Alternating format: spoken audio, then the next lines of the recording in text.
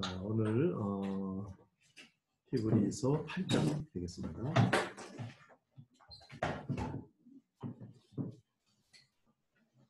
히브리 8장을 같이 읽고서 하겠습니다.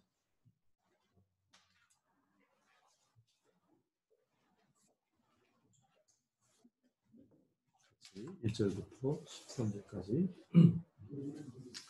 시작. 지금 우리가 하는 말의 요점은 이러한 대제사장이 우리에게 있다는 것이라. 그는 하늘에서 지극히 크신 이의 보좌 우편에 앉으셨으니 성소와 참 장막에 숨기는 이시라. 이 장막은 주께서 세우신 것이요 사람이 세운 것이 아니니라. 대제사장마다 예물과 제사드림을 위하여 세운 자니 그러므로 그도 무엇인가 드릴 것이 있어야 할지니라. 예수께서 만일 땅에 계셨다면 제사장이 되지 아니하셨을 것이니 이는 율법을 따라 예물을 드리는 제사장이 있습니다. 그들이 섬기는 것은 하늘에 있는 것의 모형과 그림자라. 모세가 장막을 지으려 할 때에 지으심을 얻은 것 같으니 이르시되 삼가 모든 것을 산에서 내게 보이던 원을 따라 지으라 하셨느니라. 그러나 이제 그는 더 아름다운 직분을 얻으셨으니 그는 더 좋은 약속으로 세우신 더 좋은 언약의 중보자시라. 저 첫 언약이 무흠하였다면 둘째 것을 요구할 일이 없었으려니와 그들의 잘못을 지적하여 말씀하시되 주께서 이르시되 볼지어다 날이 이르리니 내가 이스라엘 집과 유다 집에 더불어 새 언약을 맺으리라. 또 주께서 이르시기를 이 언약은 내가 그들의 열조의 손을 잡고 애굽 땅에서 인도하여 내던 날에 그들과 맺은 언약과 같지 아니하도다. 그들은 내 언약에 머물러 있지 아니하므로 내가 그들을 돌보지 아니하였노라. 또 주께서 이르시되 그날 후에 내가 이스라엘 집과 맺을 언약은 이것이니 내 법을 그들의 생각에 두고 그들의 마음에 이것을 기록하리라. 나는 그들에게 하나님이 되고 그들은 내 백성이 되리라. 또 각각 자기 나라 사람과 각각 자기 형제를 가르쳐 이르기를 주를 알라 하지 아니할 것은 그들이 작은 자로부터 큰 자까지 다 나를 알리라. 내가 그들의 고리를 긍휼히 여기고 그들의 죄를 다시 기억하지 아니하리라. 새 언약이라 말씀하셨으되 첫 것은 낡아지게 하신 것이니 낡아지고 쇠하는 것은 없어져 가는 것입니다.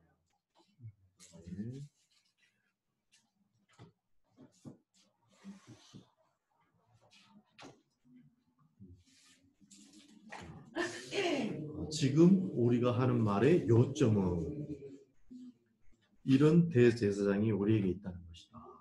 앞에서 이분을 쭉 설명을 이제 했는데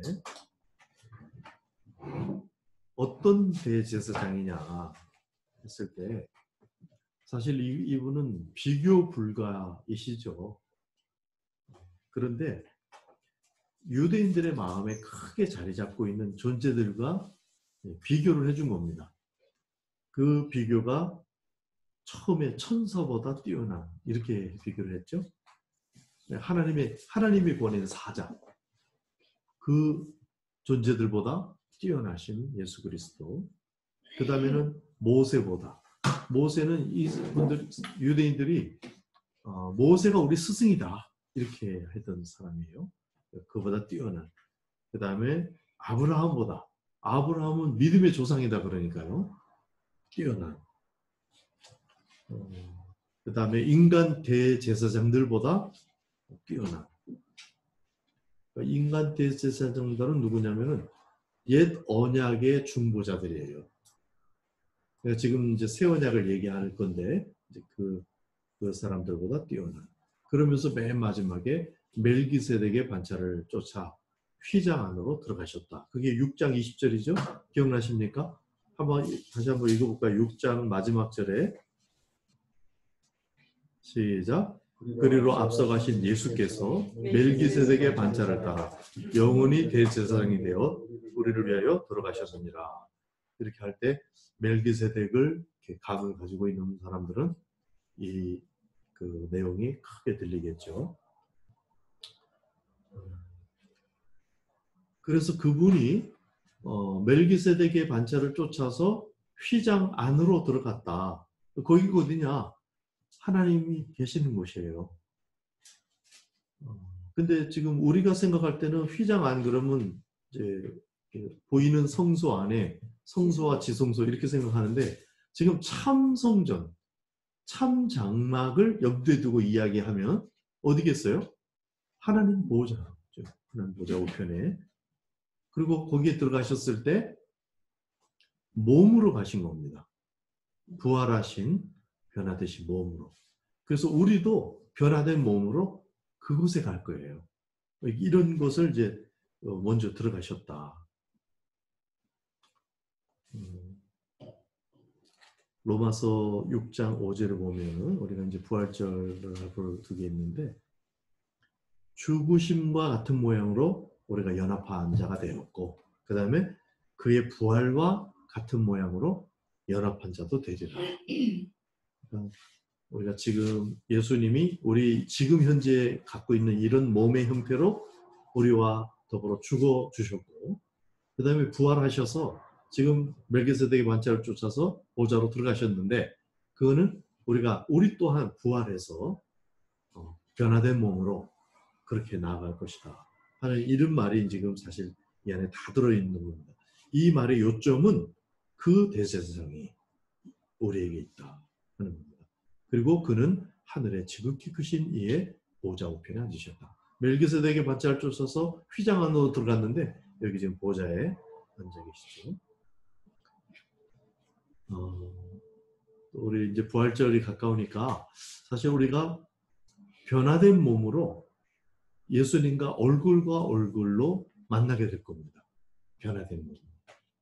이 말을 뭐 길게 또 설명할 수가 없기 때문에 지금 이 시간에는 근데 사실 굉장히 감격스러운 특히나 무슨 장애가 있다든가 이런 분들은 더 실감이 날 텐데 뭐 그런 사람만 그런 게 아니라 우리도 굉장히 영광스러운 몸으로 능력 있는 몸으로 빛나는 몸으로 주님과 함께 얼굴로 보게 될 것이다.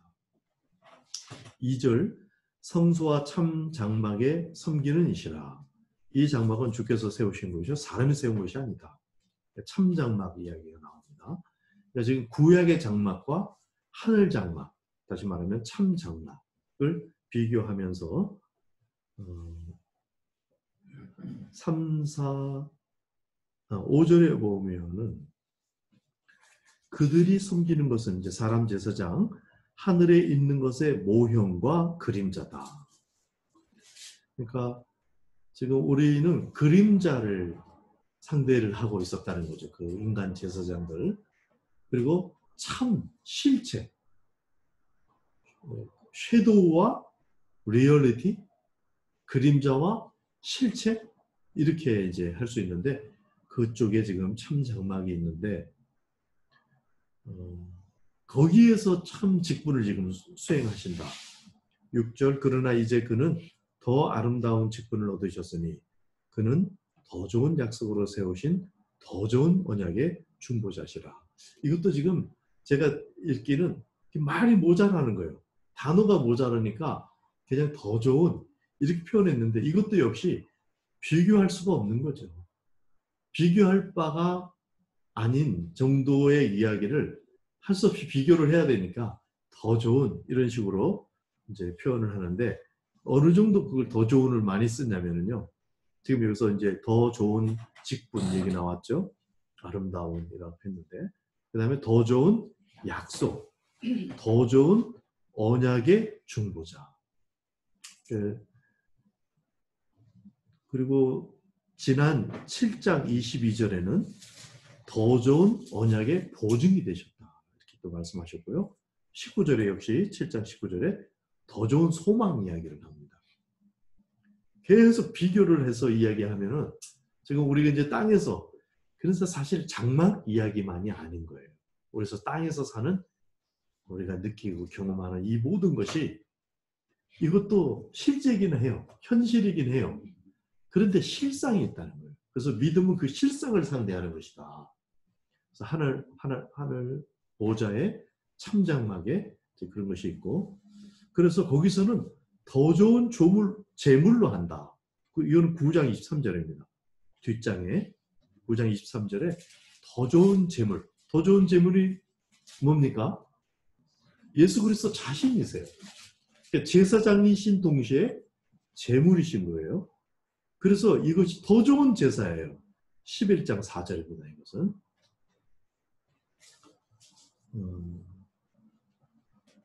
이제 11장 4절에서는 아벨과 가인 얘기하면서 더 나은 제사 얘기를 하거든요. 근데 그거보다 더 나은 제사를 또 얘기하는 거죠. 아벨의 제사가 받아졌는데 그 제사보다 더 나은 제사고요. 또 더 나은 본향이라고까지 합니다. 그냥 단순히 어떤 장막이 아니고 우리 어떤 본향, 천국 이런 것들을 지금 이야기합니다. 하늘에 있는. 그러니까 그림자를 보면서 원본을 사모할 줄 알아야 돼요. 우리가 여기서 이제 이 땅에 살면서 천국은 어떤 곳일 것 같아요? 천국이 참 사모되나요? 이게 천국이 정말로 사모되는 단계에 이르는 게 한 그 고백인 것 같아요. 신앙생활하는 사람들 도약 성장하는 단계가 있는 것 같은데, 천국이 정말로 느껴질 뿐만 아니라 이것을 진짜 가고 싶은 곳. 당장은 아니고 이러면 조금 그거는 아직 잘 실감이 안 나는 거죠. 어쨌든 좋은 것을 많이 본 사람들은 그 좋은 것보다 더 좋은 것이라고 생각하면 되겠죠. 나쁜 것을 많이 경험한 사람은 그런 나쁜 것은 없는 것이라고 생각하면 되겠죠. 눈물도 없고. 저는 그 퀸스타운을 한번 가본 게 굉장히 연상하는 데 도움이 돼요. 망가진 세상이 이렇게 아름답다며. 이 타락을 통해서 망가졌잖아요. 저희가. 그럼 저거 얼마나 아름다울까. 이제 물론 상상으로 다 할 수 있지만 그래도 한번 시각적으로 본 게 되게 참조가 되는데, 그래서 우리가 경험하는 이 땅에서 경험하는 모든 것들은 그림자와도 같다. 그걸 보면서 실상을 이렇게 바라볼 수 있는 눈이 열리기를 원합니다. 그리고 11장 40절 히브리서는 더 좋은 것이다 또 이렇게 말했습니다. 이는 하나님이 우리를 위하여 더 좋은 것을 예비하셨은즉 우리가 아니면 그들로 온전함을 이루지 못하게 하려 합니다. 이거는 구약의 성도들과 우리 신약의 성도들을 비교한 것인데 이제 결국은 또 같은 곳에서 이제 만남을 갖겠습니다만은 12장 24절 더 나은 것을 말하는 뿌린 피. 아벨을 받으셨으니까 하물며 그 아들 예수 그리스도의 피를 받지 않으시겠느냐. 그래서 이제 온전히 성취된 거. 그래서 우리가 좀 더 알아듣기 쉽게 비교를 해서 쭉 얘기한 것이고, 그래서 더 온전한 장막, 참 장막, 그리고 믿음도 더 나은 믿음이라는 거죠. 구약 성도들보다. 왜냐하면은 증거는 받았으나 약속은 받지 못했는데 우리는 증거와 약속을 다 받았다는 거예요. 굉장한, 우리는 뭔가 차원이 다른 그 무언가를 받았다. 더 받았다. 그런데 하고자 하는 얘기는 그 요점은 우리에게 그분이 계시다. 이 얘기입니다. 뭐 여러 말을 해놓고 그걸 빠뜨리면 아무것도 아닙니다. 그분이 우리에게 왔고, 그래서 그림자 같은 이 세상을 통해서 실체의 세상을 바라보는 그런 관점도 열려야 되고, 그런데 거기에 이제 핵심이 예수 그리스도가 이제 나올 건데 앞으로 이제 새 언약을 통해서 완전히 다른 언약이 이제 성취가 되는 겁니다. 자, 일단 먼저 그림자와 실체, 실상의 이야기가 나왔으니까 조금 얘기하면은, 우리가 이 세상은 그림자다 이렇게 말했을 때 이제 균형이 좀 있긴 해야 돼요. 많은 사람은 그림자라고 생각을 못해요. 이것도 큰 문제예요. 막 여기에만 집착해가지고 너무 여기에만 집착해서 다 오는 세상 그리고 영원한 세상을 감각이 없는 경우 이게 큰 문제죠. 그런데 또 자칫 그림자다 이거는. 그래서 이거를 무시하는 그런 태도도 나올 수 있는데 그림자일지라도 무시할 수는 없어요. 왜냐하면 그림자가 실체를 지금 반영하고 있는 것이기 때문에 실체가 있기 때문에 그림자가 있는 거거든요. 그래서 그림자를 상대할 때도 실체를 염두에 두지만 그림자를 잘 상대해야 됩니다. 또 반대로 그림자만 쫓고 그림자에 막 시달리고 이러면 안 되는 거죠. 이거 여기에 상대를 하지만은 이게 지금 그림자다. 그림자는 그림자인 거예요. 실상은 따로 있는 거예요.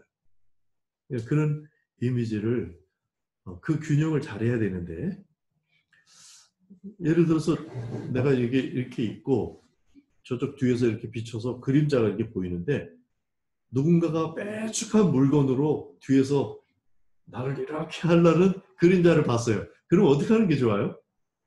그림자니까 무시하는 게 좋아요? 그림자를 보고 뭐가 이게 있구나 이렇게 좀 주의하는 게 필요하겠죠.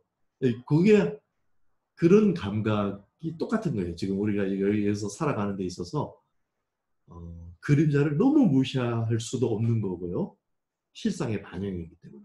반대로 그림자만 해갖고 그림자가 예를 들어서 우리 놀이할 때 그림자 밟기 놀이 하잖아요. 그림자 밟아도 안 아프죠. 근데 막 그림자 밟으면 막 아파하고 이런 거 좀 안 되는 거죠. 그래서 그런 이제 감각에 대한 이 세상에 대해서 천국에 대해서 영혼에 대해서 어떤 감각을 가질 것인지 이걸 읽으면서 도움이 될 수 있고요. 자, 그 다음에 이제 8절부터는 이 새로운 대제사장 예수 그리스도를 얘기하면서 새 언약을 얘기하는 것이죠. 자, 8절 같이 8절 9절 읽어볼까요? 시작. 그들의 잘못을 지적하여 말씀하시되 주께서 이르시되 볼지어다 나를 이르리니 내가 이스라엘 집과 유다 집과 더불어 언약을 맺으리라. 또 주께서 이르시기를 이 언약은 내가 그들의 멸치의 손을 잡고 애굽에서 인도하여 내는 날에 그들과 맺은 언약과 같지 아니하노라. 그들은 내 언약 안에 머물러 있지 아니하므로 내가 그들을 돌보지 않으리라. 이제 새 언약.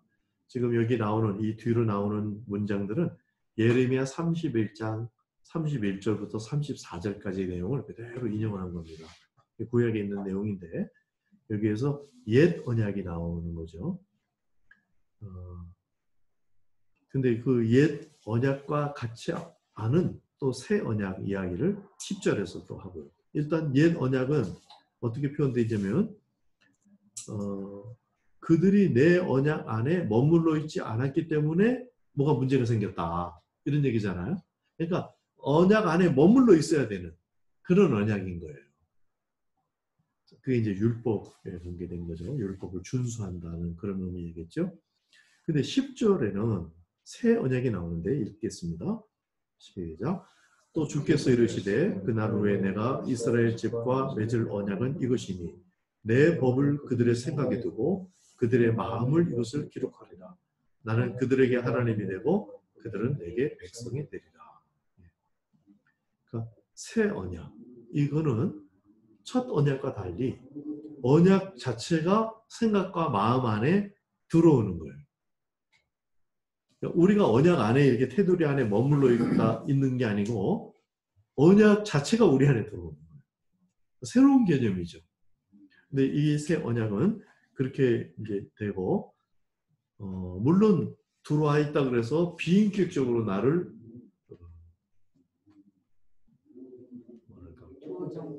포주 뭐라 그러셨어요? 그러니까 그렇게 안 하는 거죠. 인격적으로 이걸 상대하게 돼 있어요. 그러나 내가 그걸 몰아낼 수는 없어요. 하나님이 우리 안에 들어오신 거기 때문에 결코 떠나지 않겠다는 그런 약속까지 하셨고 이것을 이제 호세아서 구약이지만은 마치 결혼 관계로 표현하죠. 그래서 네가 그날에 나를 내 남편이라 일컬을 것이다. 이렇게 표현합니다. 그러니까 그전에는 핵심 관계가 주종 관계예요. 같은 건데도 강조된 관계가 하나님과 이 언약 백성과의 관계가 주종이죠. 주인과 종, 왕과 백성 이렇게 되어 있는데 이것이 초점이 지금 부부관계로 남편과 아내 부부관계로 이렇게 표현되는 새 언약입니다. 13절 마지막 새 언약이라 말씀하셨음에 첫 것은 낡아지게 한 것이니 낡아지고 쇠하는 것은 없어져가는 것이다. 옛 언약 여러 차례 우리가 이 개념이 나오는데 폐해졌다는 개념과 동시에 완성된 개념. 완성으로 폐해된 거지 이거는 전혀 쓸데없으니까 버려버리고 아무것도 아닌 게 아니라 그 그림자의 원형이 와서 성취가 되는 그래서 완성된 개념으로서의 새 언약이 되겠습니다. 자, 이 새 언약을 이제 제가 이제 좀 적용하는 것을 조금 말씀드리고 오늘 시간을 마칠 건데 먼저 이 새 언약을 가지고 이 초점으로 나가는 게 필요합니다. 옛 언약과 새 언약을 비교할 때 새 언약은 예수님의 피와 몸과 살과 피로 되어졌다. 이렇게 얘기하고 있는데 누가복음 22장에 나오는 성만찬 예수님 직접 말씀하시죠. 그게 이제 새 언약이에요. 그러니까 짐승의 피로 된 것이 아니라 또 사람의 피로 되면 더 진하겠죠. 근데 지금 하나님의 아들 예수 그리스도의 피로 되었다. 그러니까 이 언약은 진하다 이 말이에요. 그러니까 새 언약을 우리가 갖고 있고 지금 우리는 새 언약 가운데 살고 있는데 이게 엄청 진한 것을 알아야 되고 그 다음에 언약 안으로 들어가는 정도가 아니라 이 개념이 없어진 건 아닙니다. 왜냐하면 우리가 주님 안에 주님이 우리 안에 이게 되기 때문에 이 개념이 완성되면서 언약이 우리 안에 들어간다. 그러니까 그 언약과의 우리의 관계의 깊이가 굉장히 달라진 거죠. 그리고 이 언약의 실체는 땅의 그림자, 이 땅에 있는 그런 언약이 아니고 하늘, 실체에서 실상에서 이루어진 언약이다 하는 겁니다. 그리고 이 언약을 상대하는 언약의 당사자, 우리와 누구냐면 구약에 나오는 어떤 위대한 인물들도 아니고 바로 하나님의 하늘, 하나님의 아들 그 예수 그리스도라는 거. 그러니까 새 언약은 강력한 실제인 거예요. 사실은 옛 언약이 더 실감이 날 수가 있어요. 계명으로 딱 있고 뭐 이렇게 글자로 딱 돼 있고 이러니까. 근데 새 언약은 사실은 글자가 아닙니다. 서로 사랑하라 그래도 글자가 아니에요. 그 글자로 율법을 지키는 것이 아니라 그러면은 너 왜 사랑 안 했어? 이런 식의 그 율법식의 그 요구를 하는 그런 그 계명이 아니고 사랑이 우리 안에 와버린 거예요. 그래서 사랑에 내가 순복하면 그 사랑을 이룰 수 있도록 하는. 그러니까 새 언약은 굉장히 개념이 다른 거죠. 옛 개념하고 옛 언약하고. 그래서 우리 안에 오신 예수 그리스도 또 성령으로 오셨는데 예수님을 상대하는 것은 하늘의 실체를 상대하는 것입니다. 우리 안에 계신 예수 그리스도를 묵상하고 이런 것은 정말 그 죽음을 이기는 생명, 이 영원한 것, 실체, 뭐 이런 것들을 이제 상대하는 거죠. 그래서 fix your eyes on Jesus, 예수 그리스도를 바라보라 그 말을 했었죠.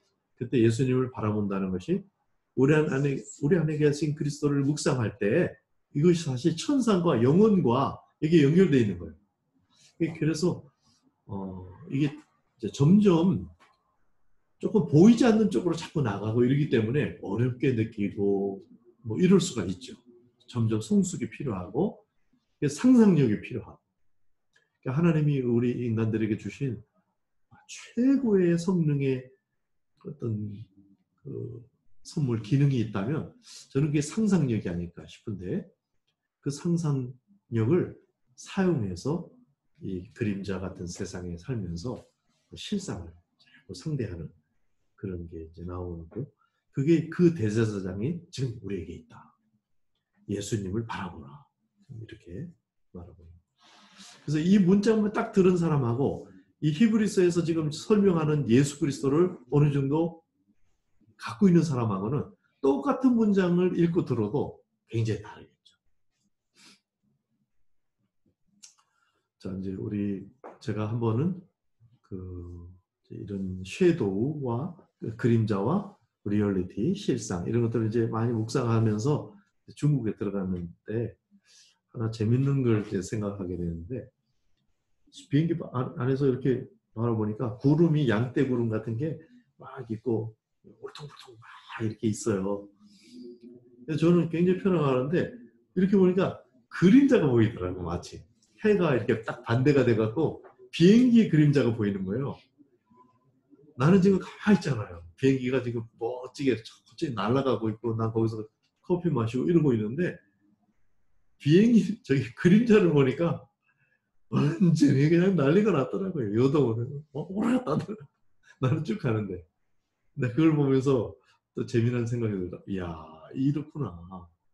내가 그림자만 자꾸 상대를 하면은 세상이 진짜 엄청 복잡하고 막 요동을 치고 난리겠다.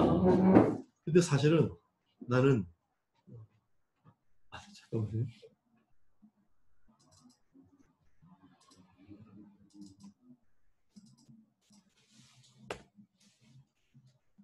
예, 지금 어떻게 해야 되나?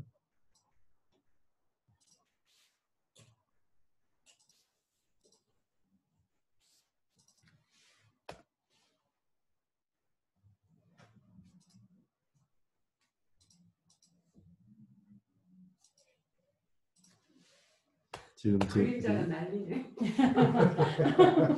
그림자도 무시할 수는 없네요, 그죠?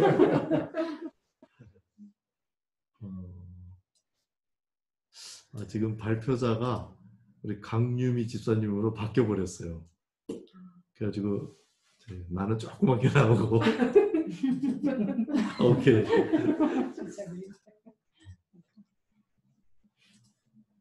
왜 그렇게 되는지 모르겠는데, 예. 땀이 이만 나네요. 그래서 그때 이후로 제가 더 많이 그런 연습을 했던 것 같아요. 실감 있게. 그걸 한번 보고 나니까 야, 그림자에 속으면 안 되지. 그런 생각도 하게 되고, 물론 그림자 아까 말씀드린 것처럼 이걸 무시하자 뭐 그런 얘기는 아닙니다. 그러나 정말 실상에 대한 감각을 익혀야 한다. 그러면은 그 적용의 한 사례가 어떤 거냐? 예를 들어서 율법, 하나님의 말씀에서 이렇게 해라 저렇게 해라 이렇게 쭉 규례들이 있잖아요. 그렇게 할 때 그 규례들 자체를 상대한다기보다 그 규례를 말씀하시는 하나님의 심정을 상대하는 거. 이렇게 하면 그 그림자와 실상하고 좀 되겠죠. 그런 적용을 하시면 되겠습니다. 그 다음에 그러면 이제 그 실상, 보좌에 앉으신 예수 그리스도, 이렇게 이제 초점이 그쪽으로 가겠죠. 근데 그 초점이 보좌에만 이렇게 앉아 계시는 게 아니고 그분이 우리 안에 오셨다는 거예요. 그래서 우리 안에 계신 그리스도에서 이제 이걸 그 초점을 적용해야 됩니다. 이걸 굉장히 실감을 못하는 경우가 많은 거죠. 예수님을 믿어도 예수님을 저쪽에 놓고 믿는 거죠, 보통. 예수님은 여러하셔. 부활도 마찬가지입니다. 예수님 부활을 확실히 믿으면은 사실 굉장한 변화가 일어나는 것이 정상이거든요. 근데 다 믿어요. 자기도 확실히 알고, 나 진짜 믿는데? 근데 변화가 안 일어나. 이런 경우가 있어요. 이게 지금 그 적용에 있어서 그 초점을 적용하는데 실감이 너무 안 나는 거예요. 그래서 로마서에서는 여길지어다까지 나가는데, 여길지어다는 뭐냐면요. 3, 3은 9 이렇게 되죠. 이게 계산으로 팍 나오잖아요. 그런 거를 그런 공식처럼 되어 있는 것으로 알아라. 어떻게 설명을 또 보충해야 될까요?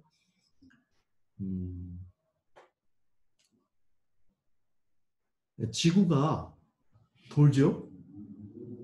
안 도나요? 지구가 돕니다. 예, 돕니다. 도는데 이게 안 느껴지죠? 그래서 지구가 나는 안 느껴지기 때문에 안 돈다. 이렇게 하면 좀 이상해지기 시작하는 거예요. 지구가 도는 게 안 느껴지더라도 이걸 도는 걸로 해가지고 뭔가 계산을 해야 오주도 가고 발사도 하고 뭐 이렇게 진전이 되는 거거든요. 그런 거 똑같은 거예요. 그게 잘 안 느껴지더라도 그 사실에 대해서 인정하고 그걸 그런 줄로 여겨라. 이게 이제 로마서의 표현이에요. 그래서 이제 믿으라 하고도 조금 다른 말이에요. 여기라 하는 말이. 그런 줄로 좀 여기라. 이게 네가 정말 몰라도 이게 사실이야. 이제 이러는 거죠. 이제 그 실상에 대해서. 하나님 예수 그리스도가 보호자에 앉으셨는데 그것을 똑같이 다른 표현으로 우리가 표현할 수 있는데 우리 아니 이 말은 우리 마음이 하나님의 보호자가 됐다는 뜻이기도 해요. 자, 부부가 다툰다. 이랬을 때 내 경험 얘기하는 겁니다. 괜히 찔리지 마세요. 부부가 다툰다. 잊어버리죠 보통. 예수님이 자기 마음 안에 있다. 이런 걸 아니 예를 들어서 우리 저만 해도 두 분 다투셨어요? 만약에 제가 손님으로 그 집에 갔어요. 그 상태에서 막 옛날에 둘이만 있을 때 다툴 때처럼 다툴 수 있어요? 너무 점잖게 다투시니까. 그게 이제 그러니까 그런 의식 누가 그냥 뭐 대단한 인물이 아니더라도 누구만 와 있어도 그럴 수가 있고 그런데다가 굉장히 내가 어려워하는 존경하는 그런 사람이 만약에 와 있다. 그러면 함부로 못 하겠죠. 근데 누가 와 있냐? 이 말의 요점은 바로 우리 안에 그 대제사장이 우리 안에 왔다. 지금 이 얘기를 1절 문장에서 말하는 거죠. 우리 안에 그분이 와 계신 것에 대해서 실감을 하는 걸 자꾸 연습해야 된다는 거예요. 여길지어다. 이렇게.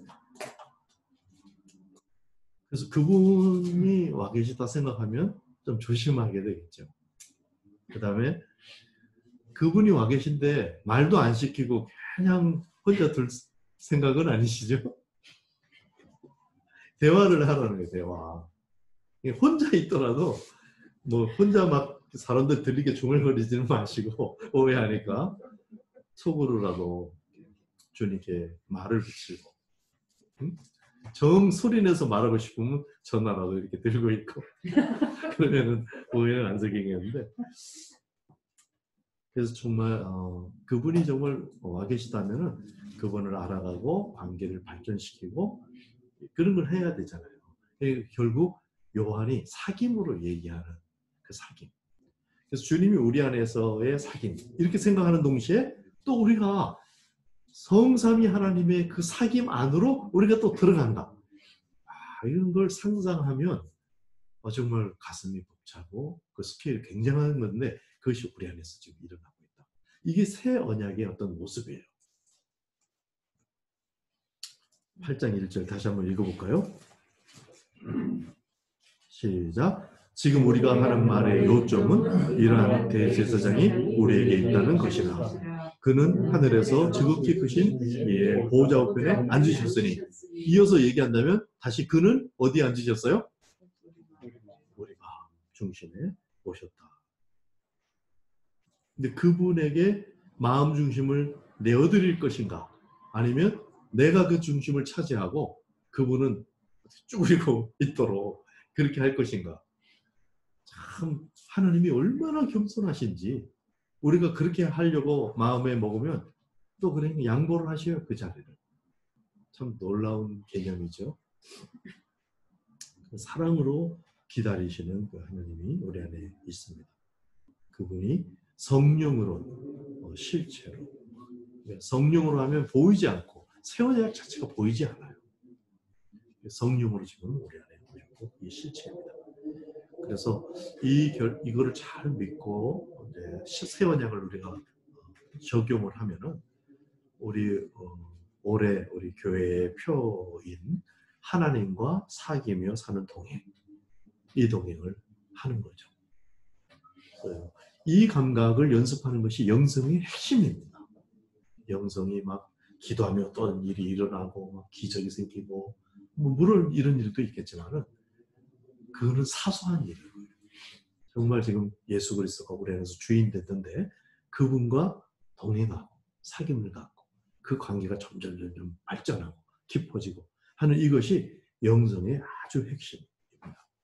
그분과 동고동락하고 동행동역하는 그런 삶이 우리 안에 더 구체화되기를 원합니다. 히브리서 8장의 내용들이 이걸 얘기를 하고 있진 않지만 그 단서들이 이렇게 나와 있고 제가 거기에 조금 더 덧붙여서 8장 1절의 그 핵심 요점을 말하는 이 취지를 같이 이제 나누기를 원했습니다. 자, 이렇게 오늘 히브리서 8장을 마치도록 하겠습니다.